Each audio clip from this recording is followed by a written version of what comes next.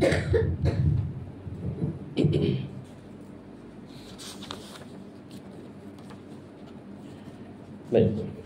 A'udzubillahi minasyaitonirrajim. Bismillahirrahmanirrahim. Assalamualaikum warahmatullahi taala wabarakatuh.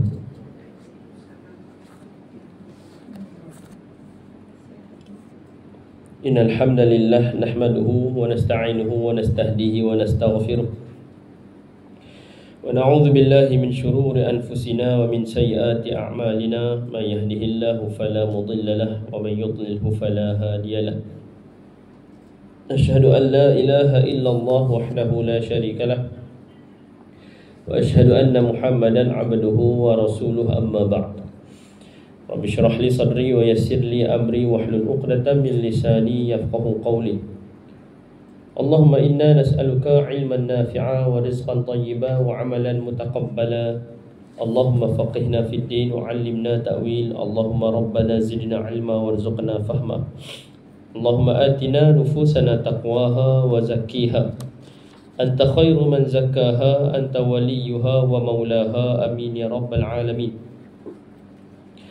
Alhamdulillah, bersyukur kita pada Allah Subhanahu wa taala, masih dilimpahkan kurnianya rahmat dan juga barakah dalam kehidupan kita, yang menjadi salah satu petunjuknya kita masih mendapat rahmat daripada Allah Subhanahu wa taala bila mana kita masih ada kekuatan untuk menyahut kebaikan yang dilaksanakan di sekeliling kita, untuk kita menyahut seruan Allah Subhanahu wa taala, wa ta'awanu 'alal birri wat taqwa. Bertolong-tolong menolonglah dalam urusan kebaikan dan juga ketakwaan. Bukan tolong menolong tu tolong bagi pertolongan. Tolong tu maksudnya dalam arti kata lain juga memeriahkan, meraihkan. Bila orang buat baik, kita raikan, kita ramaikan. Macam itulah keadaannya. Bila mana kita ada kekuatan untuk menyahut seruan Allah Subhanahu wa taala, itu petanda hidup kita ni masih dirahmati. Dia ada pun rezeki dalam hidup kita ni, bukanlah petanda kita mendapat rahmat dan juga barakah. Rezeki bukan kayu ukur untuk kita nilai bahawasanya hidup kita ni dirahmati ataupun diberkati. Sebahagian manusia yang jahil, bila mana hidup dia ni dikurniakan rezeki yang melimpah ruah, dia kata Alhamdulillah. Alhamdulillah tu bagus, tapi dia kata inilah petanda hidup aku ni diberkati, inilah petanda hidup aku dirahmati. Jadi nak cerita pasal rezeki ni bukanlah kayu ukur untuk kita katakan hidup kita ni dirahmati dan diberkati. Rezeki adalah kayu ukur nak menggambarkan betapa pemurahnya Allah Subhanahu wa taala. Ya, rezeki tak ada kaitan dengan rahmat dan berkat daripada Allah. Cuma yang menjadi petanda bahawasanya kita ni dirahmati dan diberkati oleh Allah Subhanahu wa taala, rezeki tadi tu kita gunakan ke jalan kebaikan. Tu ya. Rezeki tadi tu kita gunakan ke arah benda yang baik dengan seikhlas hati. Yang tu ya. Yang tu betul bahawasanya dia dirahmati dan diberkati. Kayu ukur bahawasanya kita dapat rahmat dan berkat daripada Allah bila mana kita dapat buat baik. Rezeki yang Allah bagi itu memudahkan kita buat baik.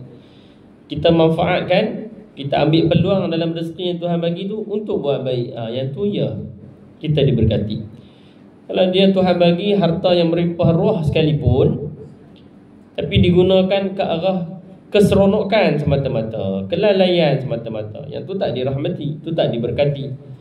Tapi kalau rezeki yang Tuhan bagi, harta yang dia ada digunakan untuk memenuhi nafkah keluarga dia, menolong orang yang dalam kesusahan, bantu orang yang dalam kemiskinan dan sebagainya, yang tu betul dia ada rahmat daripada Allah, dia ada berkat. Jadi berkat ni bukan banyak mana rezeki yang kita dapat. Berkat ni adalah sebanyak mana manfaat yang kita boleh buat dengan rezeki yang Tuhan bagi. Itu petandanya rezeki kita tu berkat. Berkat ni bukannya alhamdulillah tahun ni pertanian yang saya buat, peternakan saya buat ni diberkati. Sebab apa? Sebab banyak hasil dia. Bukan, hasil tu rezeki. Tapi kalau hasil yang dia dapat, siapa kata berkat? Alhamdulillah saya berjaya dengan ternakan yang ada ni. Alhamdulillah saya berjaya infakkan pada orang, saya berjaya banyakkan korban dan sebagainya. Itu betul berkat. Saya dimanfaatkan. Demikian itu kita harap agar Allah Subhanahu wa taala beri kita kesedaran untuk mengubah segala rezeki yang kita ada ini meraih rahmat dan juga berkat daripada Allah Subhanahu Wa Taala, insya-Allah. Amin ya rabbal alamin. Baik. Ni kurang sungguh hari ni. Raya lagi. Tak habis lagi raya. Berkata puasa sebulan, raya sebulan, mana boleh. Kena adil lah. Okey, baik. Masih panas lagi kan. Tak rasa dah kita. Puaslah banyak. Okey, baik. Itu masing-masing lah kan. Mungkin ada tempat lagi yang nak diziarahi, ada puasa lagi yang nak dipenuhi, tak puas lagi nak ibadat, mana tahu. Dia tak puas lagi tarawih tu, dia nak buat juga lah, sambung lagi tarawih. Tak ada masalah. Nak buang kenangan Ramadan tu tak habis lagi, dia kata. Nak isi lagi dengan ibadat di malam hari bulan Syawal, tak apa, kita husnuzan insya-Allah. Baik. Jadi kembali kepada kitab Ajarkan Wanitamu surah An-Nur, yang mana pada kali ini kita masuk ayat yang ketiga kan. Jadi ayat yang ketiga kita lihat di sini Allah Subhanahu Wa Taala berfirman, Az-zani, penzina lelaki, la yankihu illa zaniyatan. Lelaki penzina lazimnya tidak ingin berkahwin melainkan dengan perempuan yang berzina. Illa zaniyatan au musyrikatan, ataupun perempuan yang musyrik. Jadi kita lihat pada zahir ayat ni, literal ayat ni sebelum diterangkan, nak menggambarkan lazimnya penzina lelaki ni dia takkan menikah melainkan dengan penzina perempuan juga. Maksudnya dia bertemu dengan sejenis macam dia juga. Atau yang lagi teruk daripada tu, au musyrikatan, ataupun perempuan musyrik. Sama ada yang dia akan bertemu dengan sejenis dengan dia, pernah berzina macam dia juga, perempuan yang pernah berzina macam dia juga, au musyrikatan, ataupun lagi teruk daripada tu. Yang penterjemah dia kata lazimnya. Maksudnya lazimnya dekat sini penzina lelaki ni selalu dia cari jenis dia jugalah. Sebab dia satu orang yang fasik. Bila dia satu orang yang fasik, selalunya bila dia tengok perempuan yang muslimah ni, dia rasa tak kena dengan gaya hidup dia. Kan, tak kena, tak melengkapi kehidupan dia. Sebab dia satu orang yang fasik, yang mencintai dosa. Sebab tu di sini kalau kita tengok ni, sebelum kita masuk apa yang dibahaskan oleh penulis lah, mungkin apa yang dibahaskan oleh penulis tu berbeza, tapi yang ni yang kita faham daripada ayat ni, az-zani, dia sebut kat sini penzina lelaki ni maksudnya dia suka dengan zina tu. Macam kita kata, contohlah kalau saya ni setakat minat muzik, saya masuk dalam kereta, buka muzik, saya duduk dalam bilik air sambil mandi, saya menyanyi. Tapi kerja saya ni mengajar, contoh.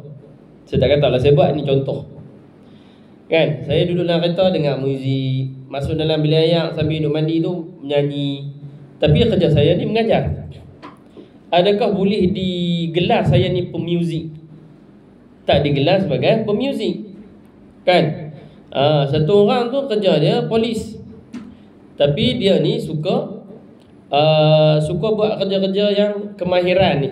Suka buat electrical, suka bertukang. Tapi dia buat benda tu saja-saja. Bukan dia ambil upah apa pun. Kalau kat rumah ada tu, kalau ada rosak ke elektrik, lampu rosak, kipas rosak, dia boleh baiki sendiri. Dia minat benda tu. Dia tak payah upah orang, dia buat sendiri je. Adakah dia layak kita kata tukang elektrik? Tak layak, kerja dia polis. Dia banyak masa jadi polis berbanding dengan jadi tukang elektrik saja. Jadi sama dekat sini, bila disebut penzina lelaki, maksudnya apa? Dia ni suka dengan zina tu. Sebab tu kalau satu orang yang dia berzina dalam keadaan mungkin dah dalam keadaan dia rasa bersalah, dia menyesal. Seperti mana riwayat-riwayat yang kita tengok sebahagian daripada sahabat ataupun lelaki lah, tak dinamakan siapa dia kan, selalunya dia mengaku kat Nabi, wahai Rasulullah, aku berzina. Bila dia mengaku kat Nabi tu kan, dia bersalah, dia rasa bersalah benda tu. Jadi semata-mata dengan hanya dia pernah berzina, tak semestinya dia tu penzina. So kita boleh gelar dia ni pezina, maksudnya dia buat benda tu je. Dia mencintai apa yang dia buat. Tu yang Nabi kata, tak apalah hang balik rumah, tak apalah ikutlah kami solat, tak apalah ambillah wuduk solat 2 rakaat, kerana solat tu akan menebus kejahatan yang kau buat tu. Kerana Nabi dia tahu siapa yang mengadu dekat dia tadi tu. Dia tengok konteks. Nabi dia tahu siapa yang mengadu. Dia ni bukannya kaki zina. Dia ni cuma waktu tu mungkin iman dia lemah, dia digoda dan sebagainya, dia buat, dia rasa bersalah. Dia untuk dikatakan sebagai kaki zina tak boleh. Sebab tu bukan kerja dia pun. Dia tak suka pun benda tu. Cuma keadaan tersebut memaksa dia ke arah tu, membawa dia ke arah tu. Jadi kalau kita faham ayat ni, itulah maksud dia. Az-zani ni bukanlah zani dia pernah berzina kan. Maksudnya dia ni kaki zina. Dia tak suka berkahwin pun. Dia kalau ejah mengorak perempuan ke, memang niat dia tak ada niat nak kahwin pun. Niat dia memang nak bawa ke arah penzinaan. Sebab tu dia takkan cari perempuan yang muslimah. Dia takkan cari perempuan yang baik. Sebab dia tahu perempuan ni kalau aku goda macam mana pun tak jadi. Dia akan cari hak sama macam dia jugalah. Itulah bila disebut dekat sini, az-zani la yankihu illa zaniyatan. Penzina lelaki la yankihu, dia takkan menikah melainkan penzina dengan penzina perempuan, atau musyrikatan, ataupun dia akan cari hal lagi teruk, yang mana mereka ni tak ada langsung hukum yang mengikat mereka. Siapa dia? Perempuan musyrik, perempuan kafir. Perempuan kafir ni bukan kira apa, dia tak ada apa tentang penzinaan ni, tak ada nilai apa bagi dia. Jadi itulah kalau kita faham az-zani la yankihu illa zaniyatan aw musyrikatan. Confirm lah dia takkan cari orang yang bertentangan dengan dia. Wazaniyatu la yankihuha illa zanin aw musyrik. Samalah dengan penzina perempuan. Samalah dengan penzina perempuan. La yankihuha illa zanin aw musyrik. Tidaklah menikahnya dia melainkan dengan penzina lelaki atau musyrik. Jadi menariknya kalau kita tengok ayat ni, dia tak sama dengan ayat pertama.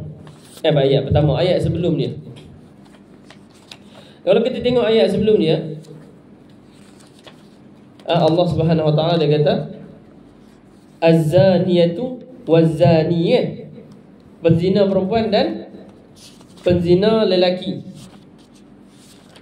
Mana pergi tak jumpa. Az-zaniyatu waz-zani. Kalau ikut ayat sebelum dia, perempuan dahulu, baru penzina perempuan, baru penzina lelaki. Jadi dekat sini dia letak hak lelaki dulu pula. Patutnya bagilah orang kata seiring dengan ayat nombor 2. Patutnya letaklah juga perempuan, penzina perempuan tidaklah menikahkan dia melainkan penzina dengan penzina lelaki kan. Tapi kita tengok kat sini dia terjadi terbalik. Yang dulu az-zani tu, yang ni az-zani balik.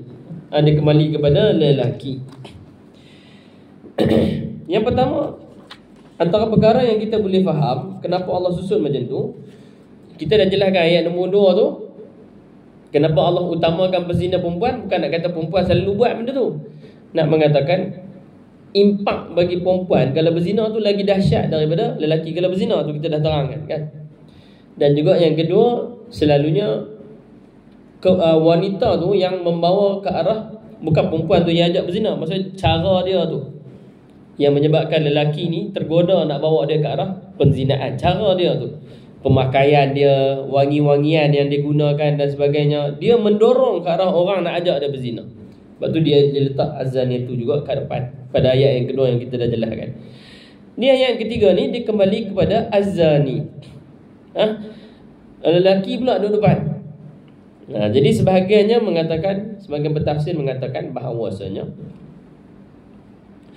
selalunya penzina lelaki inilah, kebanyakannya penzina lelaki inilah yang akan dahulu untuk memulaikan pernikahan dengan penzina perempuan. Itu di antara tafsiran dia. Kerana perempuan bila mana dia telah jatuh ke arah penzinaan, maka pada diri dia tu susah nak ada kesedaran. Dalam biasalah perempuan bila dah hilang kehormatan diri, bila dah hilang maruah dia, nak bawa ke arah pernikahan tu susah berbanding dengan lelaki. Bila dia pernah berzina, maka dia tak ada masalah pun untuk fikir tentang perkahwinan. Dia bukan hilang apa-apa pun.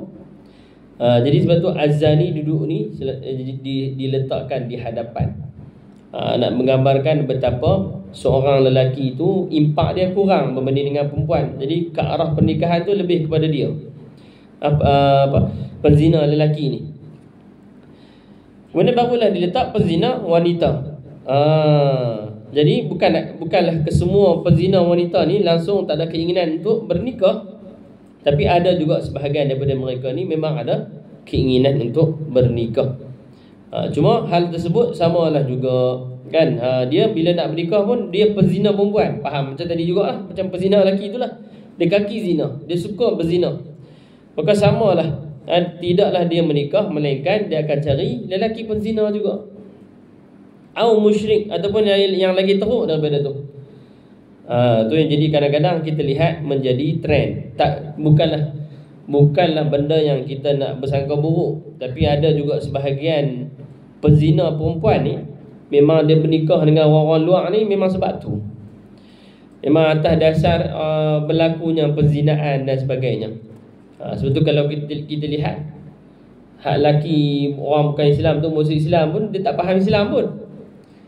Masuk Islam tu sekadar nak menghalalkan kontrak saja, nak menghalalkan hukum saja di Malaysia ni. Sebab nak menikah dengan perempuan Islam kena masuk Islam. Sebab Malaysia ni mana dia tak ada pluralisme. Dia tak ada campur kahwin ni. Kat India ada lah. Kat Indon pun sebenarnya tak ada. Indonesia tu pun tak ada kahwin campur tu. Hukum dia pun tak bagi ikutkan. Tapi mereka kata ni orang mereka lah cerita. Nak menikah tu dia masuk Islam. Habis menikah dia murtad balik, kembali pada ajaran dia. Sebab tu ada sebahagian keluarga yang bercampur di Indonesia. Tapi bukan sebab hukum dia yang membenarkan. Undang-undang dia, law dia still tak bagi orang Islam kahwin dengan orang bukan Islam. Tetap tak bagi. Tapi kebanyakan mereka yang jadi pluralisme ni sebab lepas dia menikah dia murtad balik.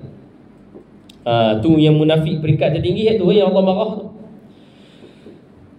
Jadi kita nak katakan ada budaya yang macam tu. Itu yang Allah sebut siap-siap dekat sini, au musyrik. Dia menikah dengan lelaki musyrik.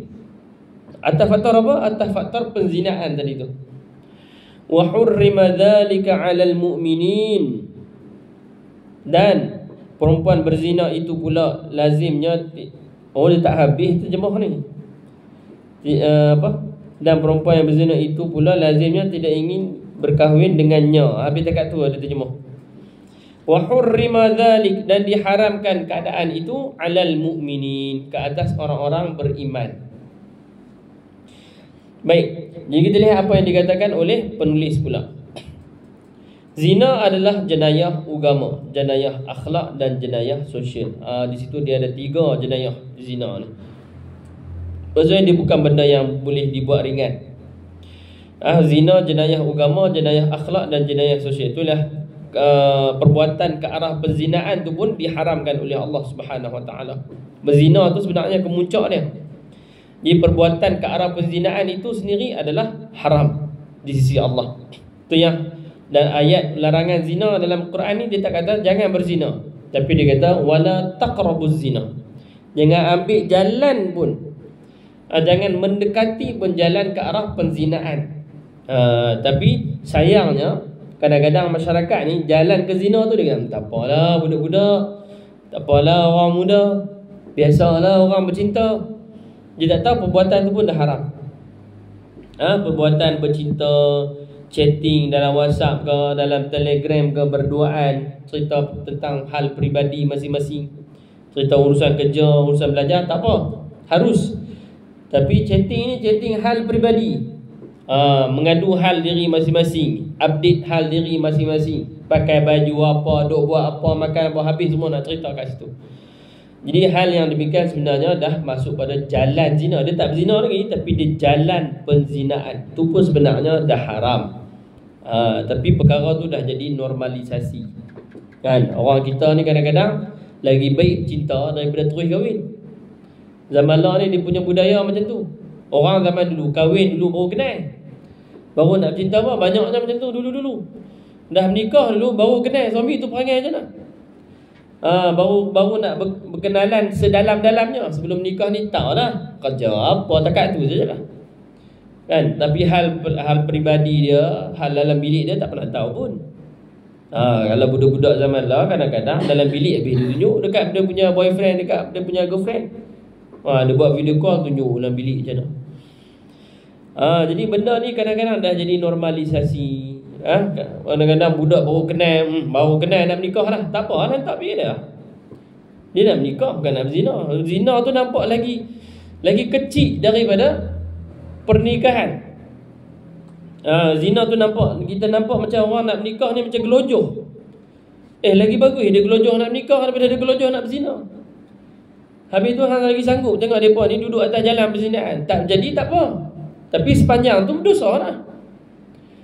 Betul, lepas tu putus cinta, sambung dengan orang lain, jadi benda balik yang sama, jadi jalan zina lagi. Tak apa, bagi dia tak apa.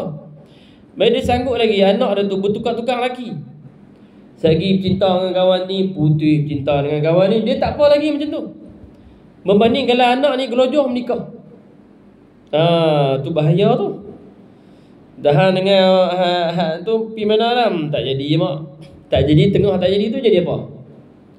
Tengah kata tak jadi tu dah jadi apa dia dengan lelaki tu? Apa dah buat apa? Tu bahaya. Nak muda zaman lalu kan boleh percaya. Zaman dulu tak apa, tak ada WhatsApp apa tak ada, video call apa tak ada, cinta tulis surat je. Tahan lagi. Kan takat tengok daripada jauh senyum-senyum macam tu je lah. Zaman lah jangan dia buat main. Dia ada video call, dia ada WhatsApp, ada apa semua. Habis semua dia update. Tu bahaya. Tapi nak kata benda tu jadi normalisasi, sedangkan dalam agama kita benda tu jenayah. Kalau dibawa lah zaman kita ni, bawa ke zaman Nabi, habis kena. Kena hukum habis. Sebab benda tu berlaku dalam keadaan yang sengaja, bukannya terpaksa, sengaja buat. Benda tu semua sebenarnya jenayah di sisi agama kita. Jenayah agama, jenayah akhlak, jenayah sosial. Bahaya. Allah Subhanahu Wa Taala mengharamkannya sejak awal kedatangan Islam lagi, dan melarang dari mendekatinya. Nampak? Allah dah haramkan kedatangan Islam lagi, awal kedatangan Islam. Antara hukum yang awal yang dilarang kat atas umat Islam ni zina. Jadi sebab itulah kalau kita lihat ni bukan hukum yang kita boleh buat main. Kita duk pandang hak zina ni, jalan bawa ke zina kita tak pandang. Tu masalah kita. Jadi itu bahaya. Sampai zaman sekarang ni jadi budaya, kalau tak bercinta tu macam bukan manusia. Maksud kena bercinta, pegang tangan, pergi mana-mana berdoa dulu, baru kata dia ni bagus. Baru kata ni jantan, baru kata ni betul-betul ada kewanitaan. Sebenarnya tu konsep yang jauh daripada Islam. Zina bukan sahaja melahirkan generasi yang tidak ada asal usul keturunan, tetapi juga menyebabkan menularnya pelbagai penyakit berbahaya lagi menghinakan. Jadi kita boleh tengok banyak penyakit-penyakit yang muncul, yang pelik-pelik muncul di kalangan masyarakat. Wabak salah satunya disebabkan penzinaan yang berleluasa. Ayat ini menambah keterangan tentang kekejian dan kekotoran perbuatan zina itu. Di samping mengenakan hukuman yang keras kepada penzina, surah ini juga melarang orang-orang yang beriman menjalikan ikatan dengan orang yang berzina melalui perkahwinan. Jadi penulis kata juga, ayat ni juga larang orang beriman ni menjalinkan ikatan dengan orang yang berzina melalui perkahwinan. Jadi sebelum tu macam yang kita faham jugalah. Kalau perempuan tu contoh, kalau kita lihat benda ni sebenarnya ada perbincangan di kalangan ulama. Kalau satu orang lelaki ni dia pernah berzina, kemudian satu masa dia insaf, dia sedar diri lah, dia insaf, taubat, dia tak buat lah. Sekali mungkin jadi, sekali mungkin jadi 2 kali, tapi dia tak buat lah lepas tu. Dia benci dengan perbuatan zina dia tu. Satu masa dia nak menikah, dia jumpa satu orang perempuan yang beriman. Bila dia nak menikah dengan perempuan tu, agak-agak dia perlu tak confess, saya dulu pernah berzina? Perlu tak dia mengaku kesalahan dia dulu? Tak perlu dah. Dia tak perlu dah untuk mengakui kesalahan dia yang lama. Dan Yang lagi menarik, fatwa kalau kita lihat ulama kontemporari yang sekarang juga kata bahkan untuk wanita juga. Kalau perempuan tu dia pernah berzina dulu, dia dah menyesal, dia dah tinggal dah. Dia bukan kaki zina, dia pernah saja. Mungkin dia terlanjur, mungkin waktu tu dia jahil, dia lemah iman, tak tahu apa lagi. Kan dia diambil kesempatan oleh mana-mana lelaki, dia berzina, dia pernah berzina. Satu masa dia dah besar, dia pun dah jadi perempuan muslimah. Kan dia nak menikah dengan satu orang lelaki beriman, perlu tak dia mengaku yang dulu saya pernah berzina? Tak perlu dah. Sebab itu di masa lalu dia. Dan para ulama juga kata jangan duk pergi mengaku dulu pernah buat apa. Duk cerita pula dekat ni bakal suami ke, dekat bakal isteri ke, duk cerita dulu perangai, dulu nakal macam mana. Tak perlu. Jangan cerita dah. Bahkan bila diceritakan itu, dosa tu kembali balik. Macam mana sabda Nabi SAW, bila anak Adam ni cerita pasal dosa dia, dedahkan dosa dia, maka Allah takkan ampunkan dia.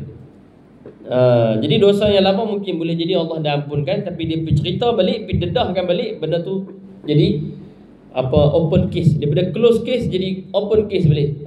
Case tu buka balik. Jadi untuk keadaan macam tu. Jadi surah ini, ayat ini adalah bagi penzina, kaki zina. Dia tak pernah tinggal, tiba-tiba dia nak menikah dengan satu orang perempuan beriman. Perempuan beriman ni pula tahu dia ni duk berzina lagi, tak habis lagi perangai dia ni, duk kaki perempuan lagi. Sepatutnya dia elok lelaki yang macam ni. Macam itulah juga dengan lelaki. Bila satu orang lelaki ni dia nak menikahi satu orang perempuan, dia dapat tahu dia ni kaki zina, bukan pernah berzina, kaki zina. Tak berhenti lagi perangai tu. Kaki lelaki, kaki duk berfoya-foya dengan lelaki, kaki clubbing lagi apa semua. Tak boleh lah dia kata tak apalah menikah pilihan dengan dia dengan niat nak dakwah perempuan tu. Masalahnya perempuan tu duduk kaki lagi. Sebab kalau dia duduk kaki lagi, takut dosa yang lagi besar. Sebab dalam menikah ni, kalau dia berzina, kan kita belajar muhsan ni macam mana dia punya hukuman dia, kena rejam sampai mati. Dosa dia lagi besar daripada perempuan yang belum berkahwin yang berzina.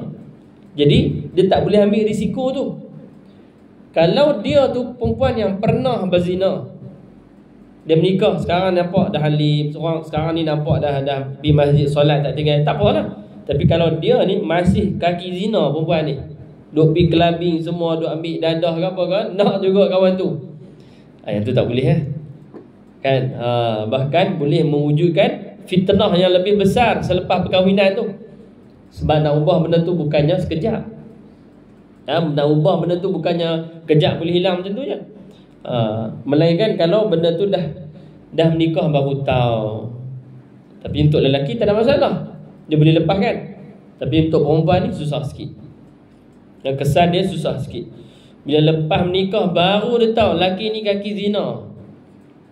Cuma dalam keadaan macam tu, bila lelaki ni kaki zina, jenis dia buat benda haram, dia boleh tutup fasah. Tutup fasah ni yang utama bila langgar syariat Tuhan. Kalau lelaki ni tak solat sekalipun, dia boleh tutup fasah. Bukan kata berzina, lelaki tak solat, tak solat 5 waktu, tak solat, dah nasihat apa semua tak jadi juga, dia boleh tuntut. Walaupun nafkah dia dapat. Sebab tuntutan agama untuk perkahwinan fasah ni, tuntutan agama ni paling atas ni. Kalau lelaki tu fasik, dia boleh tuntut fasah dia.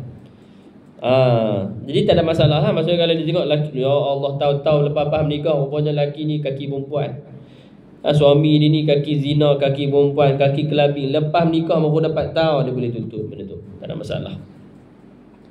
Okey, jadi itu kalau kita lihat apa yang kita faham setakat ni. Jadi asbab penurunan ayat, asbabun nuzul. Ada beberapa riwayat yang dinukilkan oleh ulama tentang sebab turunnya ayat ini. Antaranya ialah, yang pertama diriwayatkan oleh Abdullah bin Amru bahawa Marsad bin Abi Marsad Al-Ghanawi adalah seorang laki-laki yang membawa tawanan dari Mekah ke Madinah. Dahulu di kota Mekah ada seorang pelacur bernama Anaq, dan ia dahulunya adalah teman wanita Marsad. Marsad pada ketika itu sedang berjanji dengan seorang tawanan yang dibawanya ke Madinah. Marsad bercerita, "Aku datang ke Mekah dan bermalam di sebalik dinding di antara pagar-pagar kota Mekah. Saat itu bulan purnama, kemudian datanglah anak yang pelacur tadi tu, yang jadi girlfriend dia. Ia melihat bayanganku di tembok, lalu dia berseru, siapa itu? Marsad. Selamat datang, marhaban, ahlan wa sahlan, hai Marsad. Mari sini bermalam di tempatku. Aku, Marsad berkata, hai anak, sesungguhnya Rasulullah telah mengharamkan zina. Terus anak berteriak, hai penghuni khemah, ini ada orang yang membebaskan tawanan. Dialah yang membawa, melarikan tawanan kalian dari Mekah ke Madinah. Dia kantuikan perbuatan Marsad ni, perempuan anak tadi, pelacur tadi tu. 8 orang mengejarku. Aku pun berlari ke gunung Khandamah. Mereka menjumpai tempat persembunyianku dan berdiri tepat di atas kepalaku. Mereka mengencingiku dan tepat mengenaiku, namun Allah menghalangi pandangan mereka terhadapku. Lalu aku pun menemui temanku tadi dan membawanya. Sesampainya di Al-Araq, aku pun membuka rantainya. Kemudian aku menemui Rasulullah sallallahu alaihi wasallam dan berkata, wahai Rasulullah, bolehkah aku menikahi anak? Rasulullah hanya diam sahaja, lalu turunlah. Dan perempuan yang berzina tidak dikahwini melainkan laki-laki yang berzina atau laki-laki musyrik. Rasulullah memanggilku dan membacakan ayat tersebut kepadaku. Lalu beliau berkata, jangan nikahi dia. At-Tirmizi. Betul lah kita kata. Sebab dia tu pelacur lagi. Dan boleh nampak betapa buruknya perangai tu. Dia pergi dedahkan perbuatan Marsad ni pada orang musyrikin. Dan akhirnya dia dikejar. Dia menyorok kat satu tempat. Dia pun mencari tak jumpa. Dia orang kencing kat tempat tinggi tu. Rupanya Marsad ke bawah tu. Kena dekat dia tepat. Jadi dia pun berjaya larikan diri, berjumpa dengan Nabi. Dia tanya Nabi, boleh tak aku menikah dengan pelacur tadi tu? Dan kita kena ingat konteks. Kena faham konteks zaman. Sebab zaman dia orang ni zaman masih ada zaman jahiliah. Di zaman jahiliah ni dia biasa dia cinta dengan pelacur. Dia sebab kita kata bahasa orang putih zaman tu, sex is nothing. Perbuatan seksual ni pada zaman tu tak ada apa. Seorang lelaki berzina dengan jiran dia tu, benda tu tak ada apa zaman tu. Biasa zaman tu. Jadi tu jangan pelik kalau ada sahabat pernah bercinta dengan pelacur. Sebab zaman tu seksual ni tak ada apa. Persetubuhan tu tak ada apa pada zaman jahiliah ni. Jadi yang menyebabkan, sebab itulah Marsad ni bercinta dengan pelacur. Jadi kalau kita lihat ayat-ayat Quran ni menghakis sifat-sifat jahiliah yang ada di kalangan para sahabat. Baki-baki jahiliah tu ada lagi, dia bercinta dengan pelacur. Jadi Nabi pun melarangi dia, janganlah nikahi dia, pelacur tadi tu. Memang betul lah, sebab dia memang pelacur. Memang kaki zina, bukan orang yang pernah berzina, memang duk berzina lagi. Memang duk buat lagi kerja tu. Sebab itulah Nabi tak bagi menikah dengan dia. Kita katakan bertepatanlah dengan seperti mana yang kita bahaskan tadi. Okey. Jadi insya-Allah takat itu saja. Kita akan masuk asbabun nuzul yang kedua. Ada berapa sebab? Ketiga. Tiga asbabun nuzul, kisah asbabun nuzul bagi ayat itu tadi. Insya-Allah takat itu saja. Semoga kita mendapat ibrah, pedoman, motivasi dan semangat untuk terus kita istiqamah di atas landasan ini. Dan semoga Allah Subhanahu wa taala memberikan kita kekuatan beramal dengannya, insya-Allah, amin ya rabbal alamin.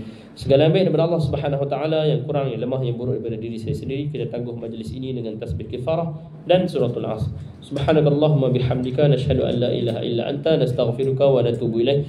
Bismillahirrahmanirrahim. Al-'asri innal insana lafi khusr illa alladhina amanu wa 'amilus salihati wa tawassaw bil haqqi wa tawassaw bis sabr.